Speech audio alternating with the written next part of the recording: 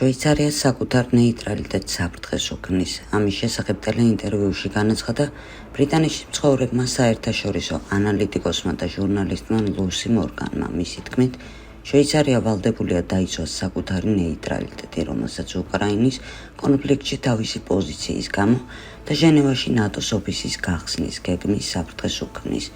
შვეიცარია რთულ სიტუაციაშია და ვფიქრობ, საკუთარ ნეიტრალიტეტზე უნდა იზრუნოს.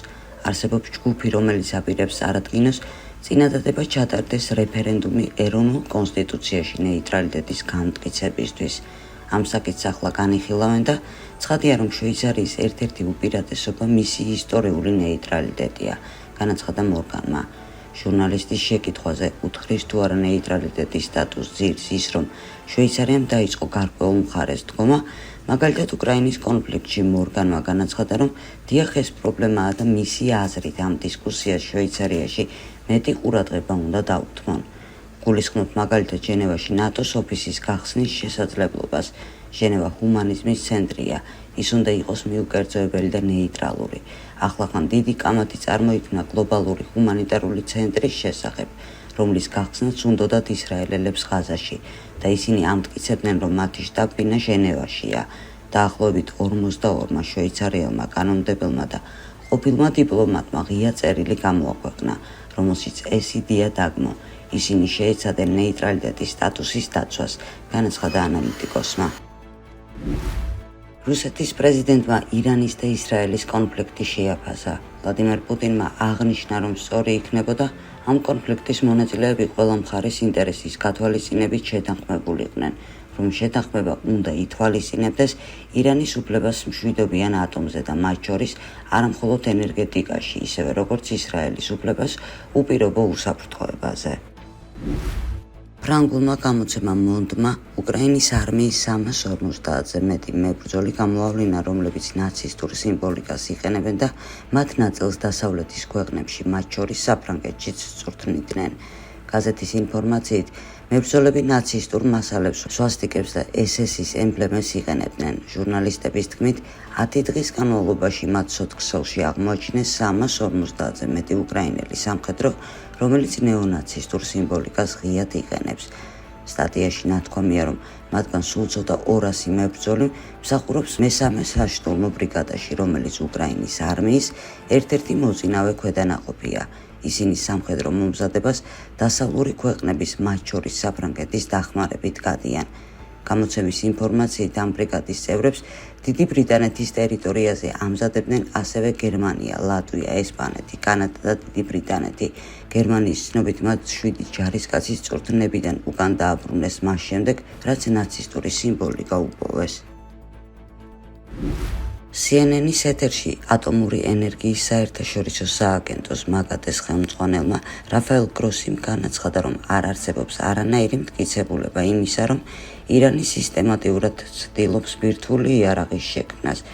მე ამ საკითხს სერიოზულად ვუდგები და არ ვფიქრობ, რომ ეს რამდენიმე წლის თემაა, მაგრამ ეს მხოლოდ ვარაუდია და ნამდვილებით ვერ ვიტყვი.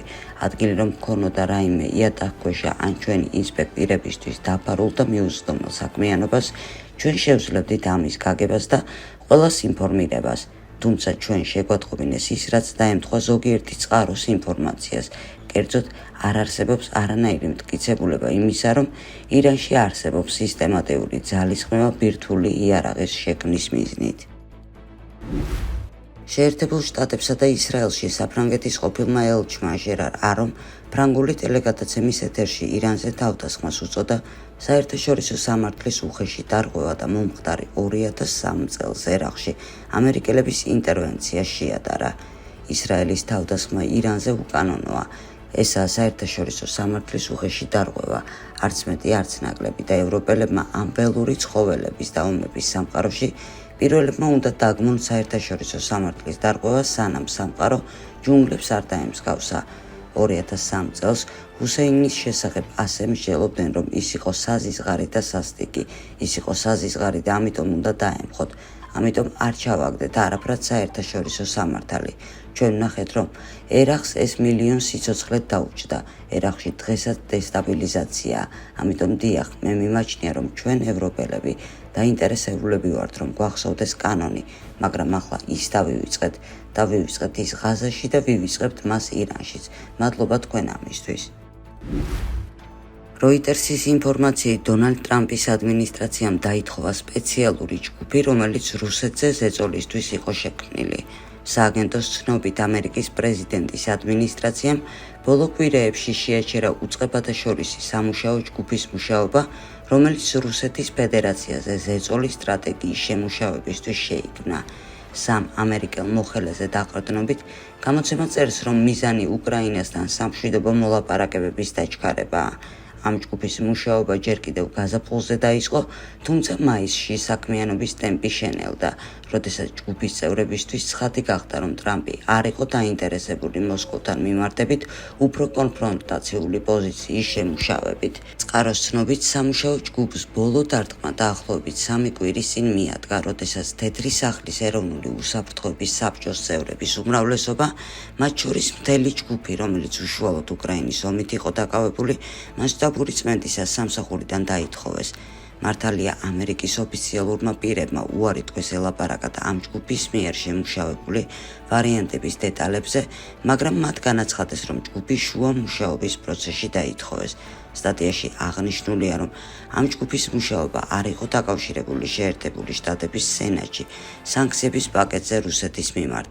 მოხელეების თქმით, იდეები მოიცავდა ისეთ ვარიანტებს, როგორებიცაა მაგალითად სპეციალური ეკონომიკური გარიგებები, რომლებიც მიმართული იქნებოდა რუსეთის ორბიტიდან ზოგიერთი ქვეყნის გამოყვანაზე, ასევე საიდუმლო სპეციალური ოპერაციები, წერს სააგენტო როიტერსი. ამერიკელი რესპუბლიკელი მეტ გეიტსი სოციალურ ქსელში X-ი წერს, რომ თუკი მსოფლიო ასე დაინტერესებული ახლო აღმოსავლეთში საიდუმლო ბირთვული პროგრამის მხილებით, არსებობს ერთი ქვეყანა, რომელიც ატომური ენერგიის საერთაშორისო სააგენტოს მაგადე ინსპექტორებს საერთოდ არ უშვებს თავისთან, ესაა ისრაელი, წერს გეიტსი. ჟურნალ ეკონომისტის მიერ 13-16 იუნის ჩატარებული გამოკითხვის შედეგებმა, რომელიც ამერიკის მოქალაქეებს შორის ჩატარდა, შედეგების განწყობები აჩვენა. 16% რესპონდენტებისა მხარს უჭერს ამერიკის სამხედრო ჩარევას ისრაელსა და ირანს შორის კონფლიქტში. 60% წინააღმდეგია ჩარევის, მიაჩნიათ, რომ შეერთებული შტატები არ უნდა ჩაერიოს ამ კონფლიქტში. 24% და გამოკითხულთათვის პასუხის გაცემა გაჭირდა.